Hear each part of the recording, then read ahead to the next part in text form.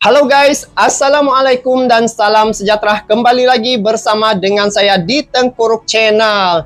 Jadi pada kalian yang menonton video ini, saya doakan agar semuanya berada di dalam keadaan yang sehat ya. Dan selamat datang ke episod kali ini.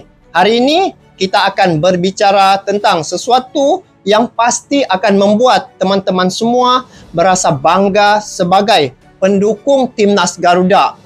Ya, kita tahu sepak bola Indonesia sekarang ini sedang mengalami kemajuan yang cukup luar biasa. Bayangkan sejak guys, sekarang ini Indonesia telah memintas beberapa negara kuat di Asia Tenggara seperti Thailand dan Vietnam dalam ranking FIFA. Bukan itu saja. Nah, Indonesia juga satu-satunya yang menjadi wakil ASEAN yang telah lolos ke kualifikasi Piala Dunia 2026.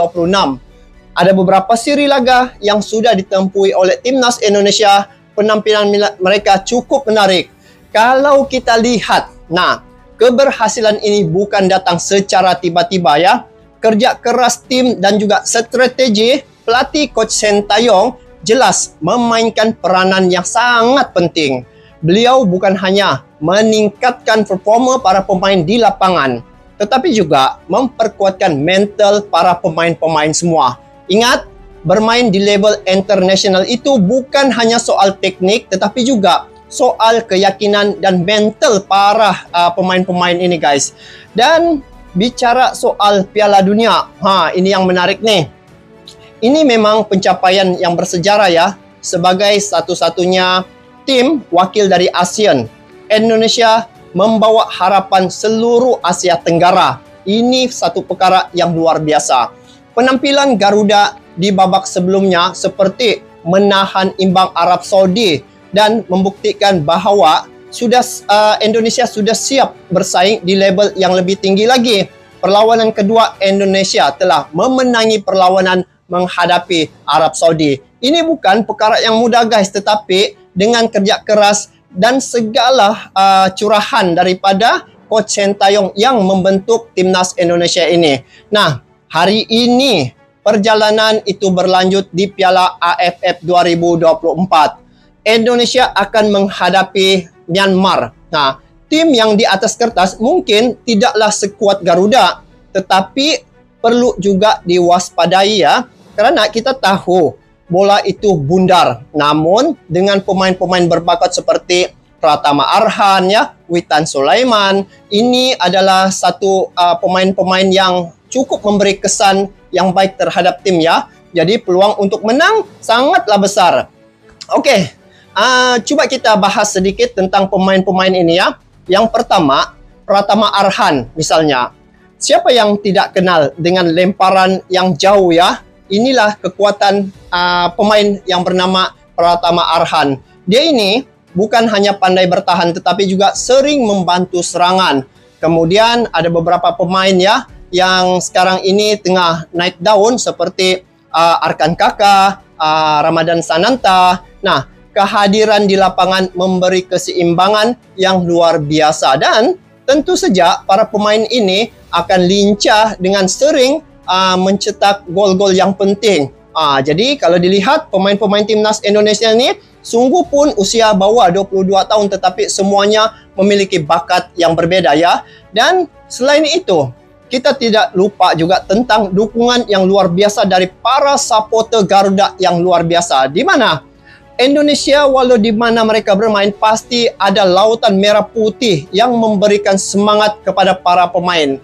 Ini yang membuat Indonesia mempunyai keunikan tersendiri di dunia sepak bola. Jadi guys, bila melihat penampilan Timnas Indonesia, bagaimana menurut kalian guys? Bagaimana prediksi teman-teman semua? Apakah Timnas Indonesia akan terus mendominasi di Asia Tenggara dan membawa nama ASEAN ke pentas dunia?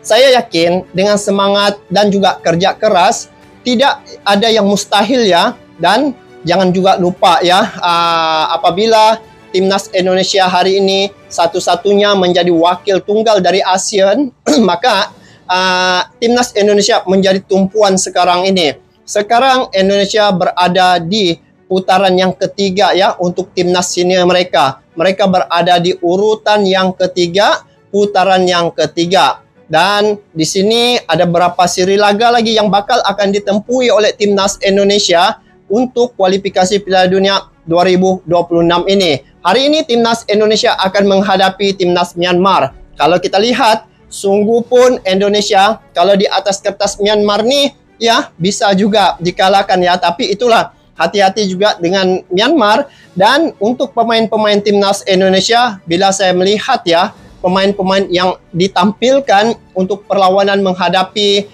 Myanmar pada hari ini, pemain-pemain itu semua mereka mempunyai rekod-rekod yang baik sebelum ini. Seperti Marcelino, kalau dia gabung dengan timnas Indonesia, baru-baru ini dialah yang telah mengubah warna timnas Indonesia di grup C.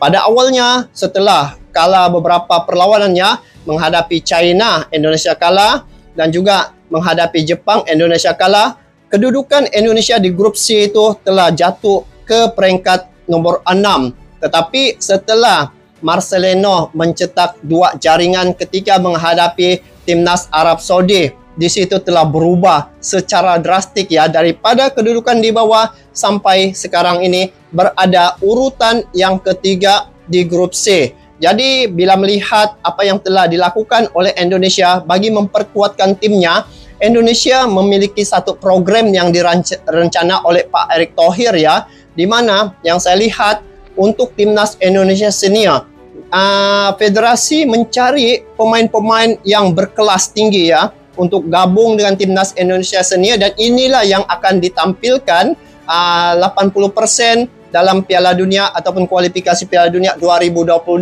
Sudah semestinya pemain-pemain ini mengangkat ya, membawa nama Indonesia, dan hari ini Indonesia menjadi tumpuan publik dan menjadi perbualan publik, menjadi topik hangat dibicarakan di media sosial baik di dalam negeri maupun di peringkat internasional. Nah, dengan kemajuan timnas Indonesia hari ini, sudah pasti selepas ini timnas Indonesia ataupun Federasi Sepak Bola Indonesia pasti akan ramai lagi endorsement ataupun syarikat-syarikat besar yang ingin membuat pelaburan dalam timnas Indonesia, dan ini secara tidak langsung akan memberi satu dampak yang sangat positif terhadap timnas Indonesia dari segi pengembangannya. Bila mempunyai dana yang banyak, berarti dari segi program yang bakal akan dilakukan oleh Federasi Sepak Bola di Indonesia akan berjalan dengan lancar. Nah, kalau dilihat untuk timnas Indonesia, semua kategori ya, baik kategori peringkat umur maupun kategori peringkat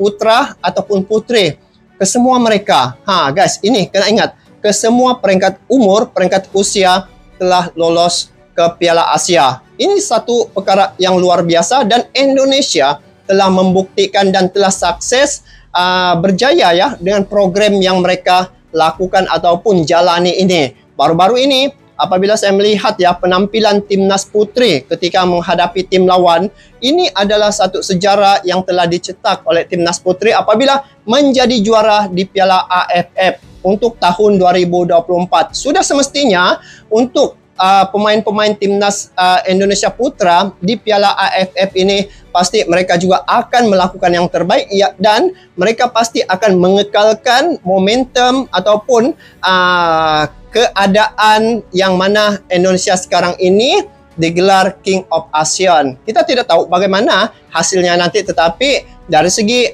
apa yang telah dilakukan oleh timnas Indonesia, hari ini Indonesia telah menunjukkan satu performance yang cukup baik, cukup menarik, sehingga media asing turut menyoroti perkembangan timnas Indonesia. Jadi guys, semoga tim Indonesia ini dapat memberi contoh dan juga tauladan kepada tim yang ada di Asia Tenggara ini, karena Indonesia hari ini telah membuktikan bahwa kejayaan ini bukan semata-mata kejayaan satu orang, tetapi kejayaan satu tim.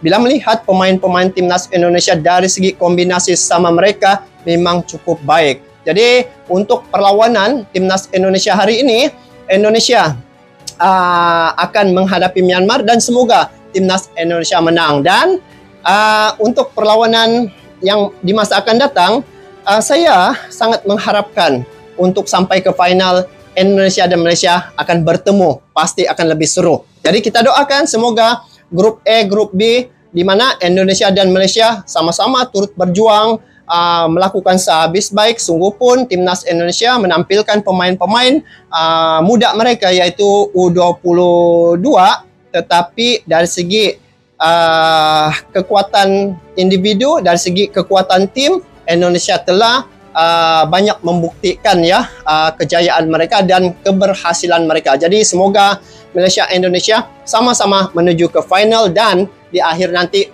kita sama-sama nikmati memberi dukungan terhadap kedua-dua tim Malaysia dan Indonesia ini. Semoga persepak bolaan di Asia Tenggara ini dapat lebih maju lagi dengan kehadiran Pak Erick Thohir sebagai ketua umum yang telah mengubah banyak persepsi orang-orang di luar sana ya, ataupun negara-negara di luar sana. Jadi hari ini timnas Indonesia menjadi contoh di ASEAN, dan hari ini karena Indonesia layak ke Piala Dunia ataupun kualifikasi Piala Dunia ini, maka negara-negara Eropa sekarang tertumpu pada timnas Indonesia. Semoga Indonesia sukses, dan untuk Piala AFF ini semoga kedua-dua pasukan ya, Malaysia dan Indonesia sama-sama sampai ke final. Sampai jumpa lagi. Assalamualaikum warahmatullahi wabarakatuh.